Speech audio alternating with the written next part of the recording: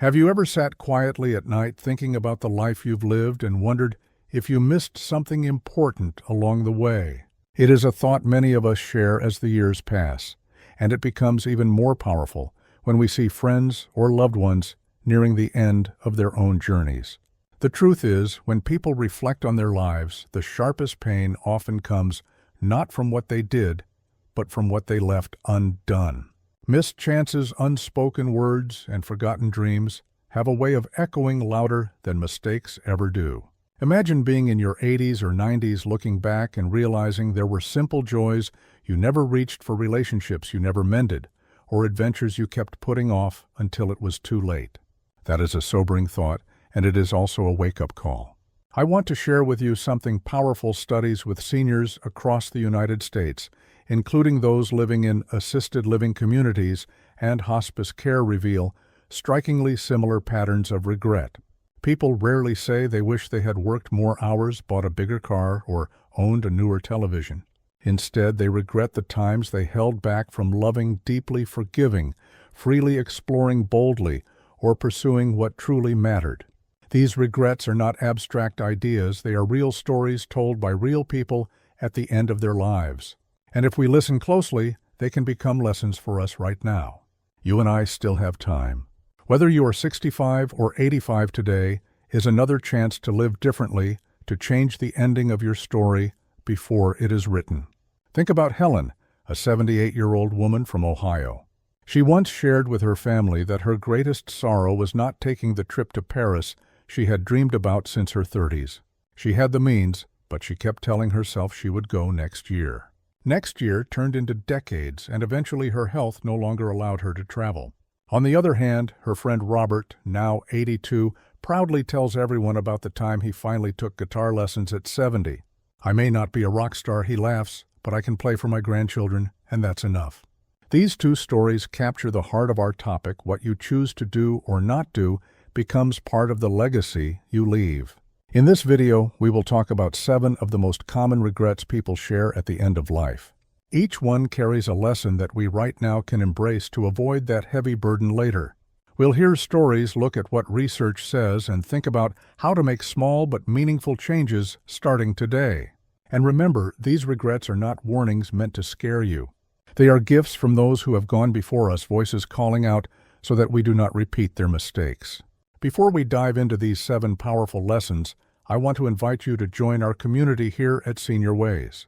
If you find this video meaningful, please comment below with what you think about life regrets, hit the like button so this message reaches more people, and subscribe so you never miss another video designed to inspire, encourage, and guide seniors toward a fuller, happier life.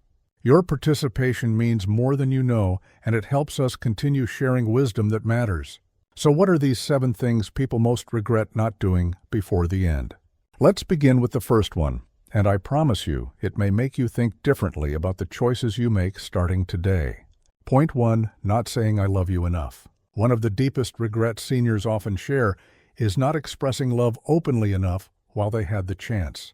Love is the invisible thread that holds families, friendships, and marriages together, yet many of us hesitate to say those 3 simple words.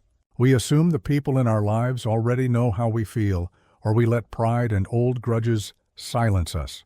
But when time runs short, what aches most is not having said, "I love you" to a spouse, a child, or even a dear friend. Take Sandra, a 76-year-old woman who spent much of her life raising 3 children and caring for her husband. She once admitted to her daughter that while she cooked meals, folded laundry, and worked tirelessly for the family, she rarely spoke the words out loud. "They knew, of course," she said softly, "but I wish I had told them more often." You cannot hug a memory of dinner, but you can remember hearing, "I love you." That confession touched her daughter deeply, and now the whole family makes it a tradition to say, "I love you" whenever they part ways. Psychologists confirm that openly expressing affection strengthens emotional bonds and improves mental health for both giver and receiver.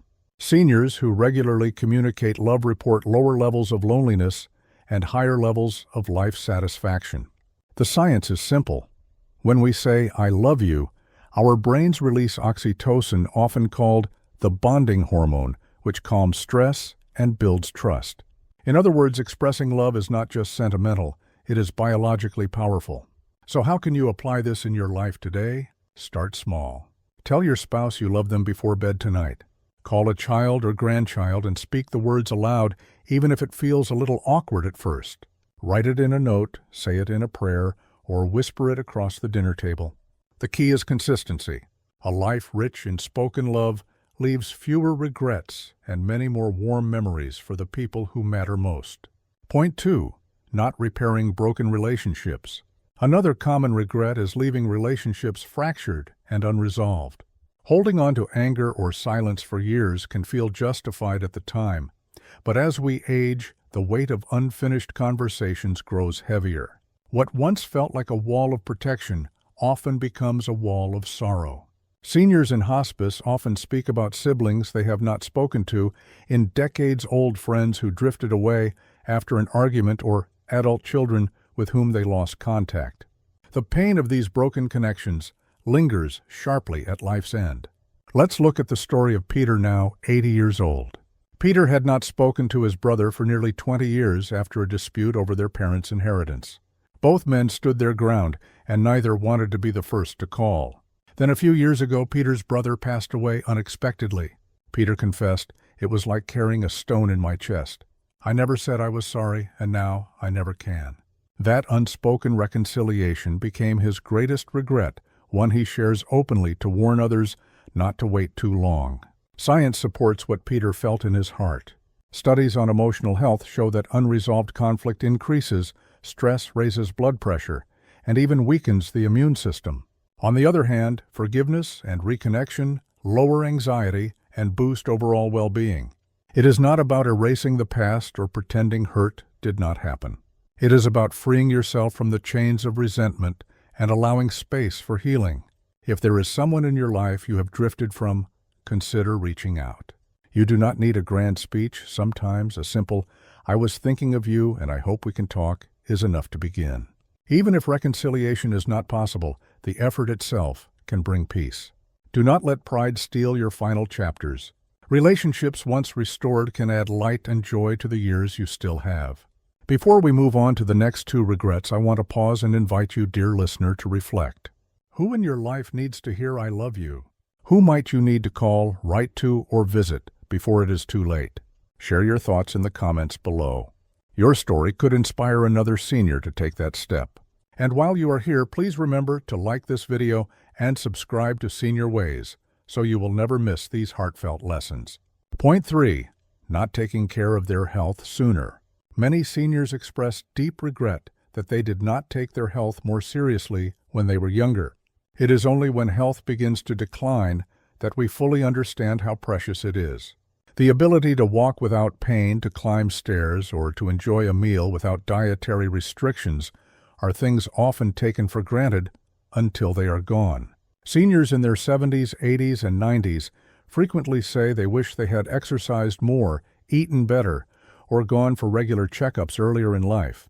Take the story of James, a 79-year-old grandfather.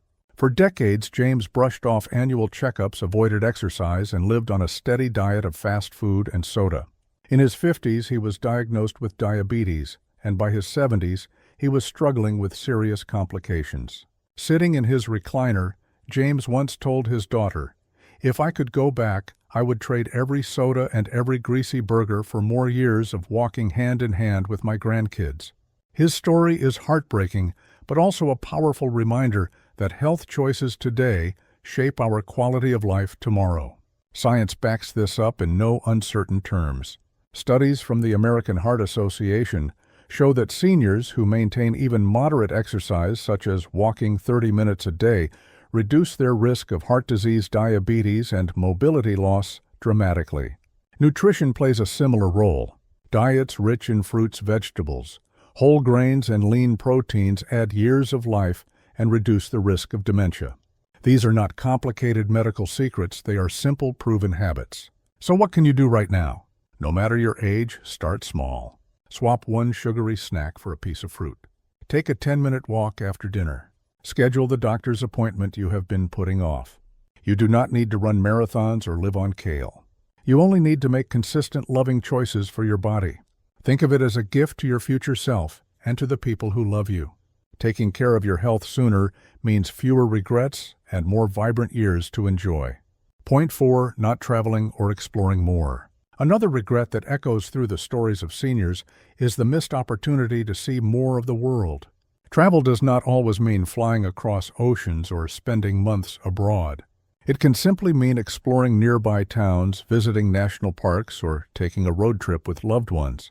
What matters is the act of stepping outside routine and embracing adventure. Seniors often wish they had been braver, taken more trips, and made more memories outside their daily surroundings. Consider Linda, a 74-year-old retired teacher. She had dreamed since her 20s of seeing the Grand Canyon. She thought about it often, but always pushed the idea aside because she was busy teaching, raising children, or saving money for more practical things. By the time she retired, her knees were too weak to handle the trip. She confided to her granddaughter, "I saved the money, but I lost the chance." On the other hand, her neighbor Thomas, now 81, proudly recalls how he and his wife packed up their car after retirement and visited 20 national parks across the United States. We did not see everything, he says, but we saw enough to fill our hearts with wonder. Travel has unique benefits beyond just sightseeing. Research shows that new experiences stimulate the brain, improve memory, and boost emotional well-being. Exposure to different cultures, landscapes, and communities gives perspective and fosters gratitude. Even small adventures like a day trip to a local museum or a hike through a state park can enrich life in lasting ways. So if you are listening to this and thinking, "I missed my chance," pause and reconsider. Maybe you cannot climb mountains, but you can take a scenic train ride. Perhaps international travel is not possible, but you can visit a neighboring town's historic site. Adventure is not measured by distance, but by spirit. What matters most is that you go see and experience while you can. Those memories become treasures, not regrets.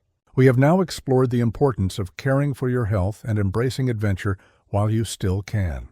Both are reminders that life is not just about existing, but about truly living. Point 5. Not pursuing their true passions. One of the most striking regrets shared by many seniors is not following the path of passion. Whether it was painting, writing, gardening, singing, or even starting a small business, countless older adults confess that they held back from doing what truly lit up their hearts. The reasons were often practical: raising children, paying bills, or fear of failure. Yet, when looking back, they realized that putting off their passions left an empty space in their lives. Take the story of Eleanor, an 80-year-old woman from Michigan. As a child, Eleanor dreamed of becoming a writer. She filled journals with poems and stories, but when she married young, her energy went into raising her family and working as a secretary.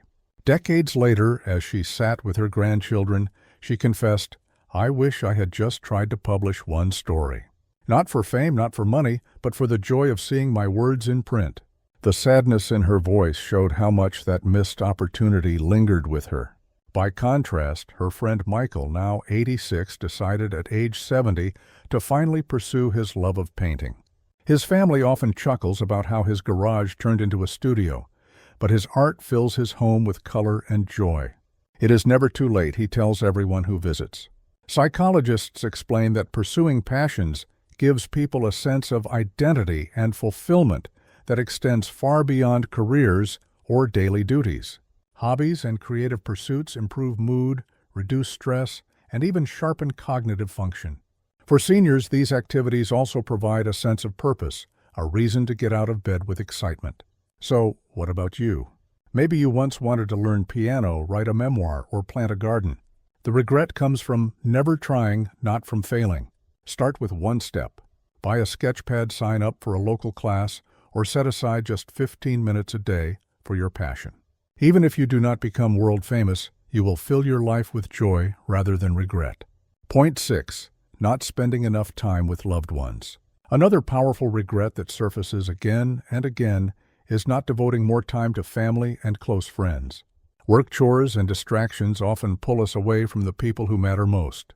As years pass, opportunities for family dinners, vacations, or simple conversations slip away. In the final chapters of life, many seniors express sorrow that they prioritize tasks over togetherness. Consider the story of George, a 77-year-old widower. For most of his career, George worked long hours at a manufacturing plant. He often promised his wife and children that he would make it up to them later. Sadly, his wife passed away before retirement, and George now regrets every missed evening at the dinner table. "I thought I was doing it for them," he says, "but what they wanted was me." His story serves as a sobering reminder that time is more valuable than money. Science confirms the importance of strong social connections. Studies from Harvard's decades-long Adult Development Project show that the single strongest predictor of happiness and health in later years is the quality of our relationships. Seniors with close ties to family and friends live longer, healthier, and more satisfied lives compared to those who are isolated. Relationships are quite literally life-extending medicine. So, how do we put this lesson into practice? Make people a priority. Schedule weekly calls with children or grandchildren. Host a simple Sunday lunch, even if the food is modest. Take a walk with a friend, visit a neighbor, or play cards with your spouse. The activity itself does not matter nearly as much as the presence and attention you give.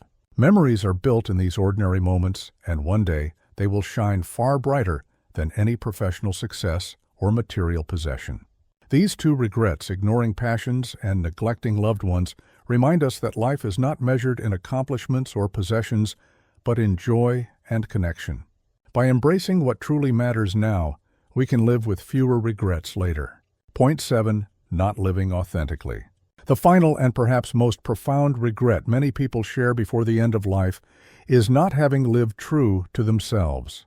Too often, seniors admit they lived by the expectations of others, choosing careers, lifestyles, or even relationships that were acceptable rather than genuine.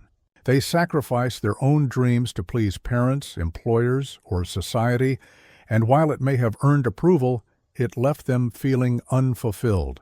Take the story of Clara, an 82-year-old woman from Florida.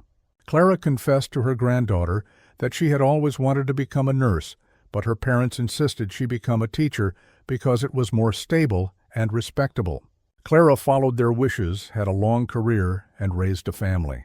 Yet, in her final years, she often said, "I wonder what life would have been like if I had listened to my heart." That quiet wondering is a common theme in senior reflections. On the other side, we have stories like that of Richard, now 87, who shocked his family when he retired from accounting, and immediately joined a local theater group. "I had hidden my love for acting for decades," he explained, "but retirement gave me the freedom to finally let it out."